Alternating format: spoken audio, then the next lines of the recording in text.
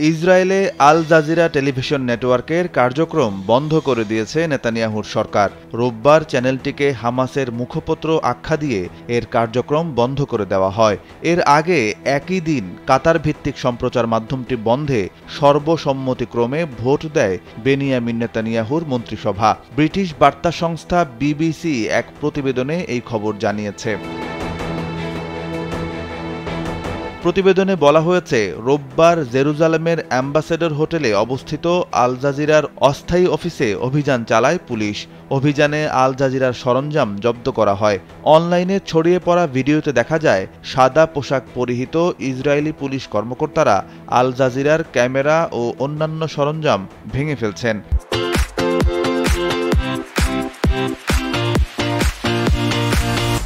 বিবিসির একটি দল ঘটনাস্থল পরিদর্শন করলেও পুলিশ তাদের ছবি তুলতে ও হোটেলে প্রবেশ করতে দেয়নি।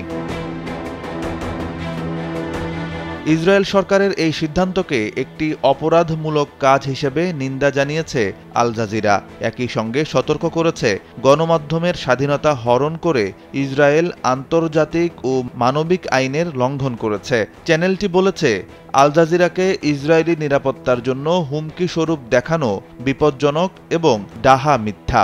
বিশ্বব্যাপী শ্রোতাদের কাছে সংবাদ ও তথ্য সরবরাহের অধিকার আল জাজিরার রয়েছে।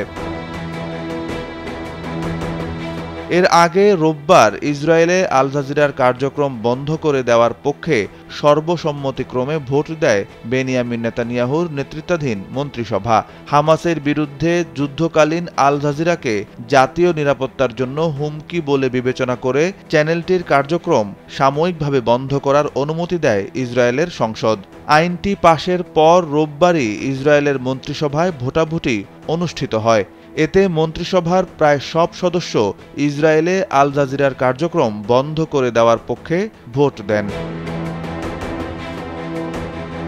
1996 সালে কাতার সরকারের অর্থায়নে আল জাজিরা টেলিভিশনের যাত্রা শুরু হয়। নিজেদের বৈশ্বিক ভাবমূর্তিকে শক্তিশালী করার হাতিয়ার হিসেবে আল জাজিরাকে প্রতিষ্ঠিত করে কাতার। ইসরায়েলি সিদ্ধান্তের পর এক বিবৃতিতে ইসরায়েলের এই অপরাধমূলক কাজের তীব্র নিন্দা জানিয়েছে দেশটি।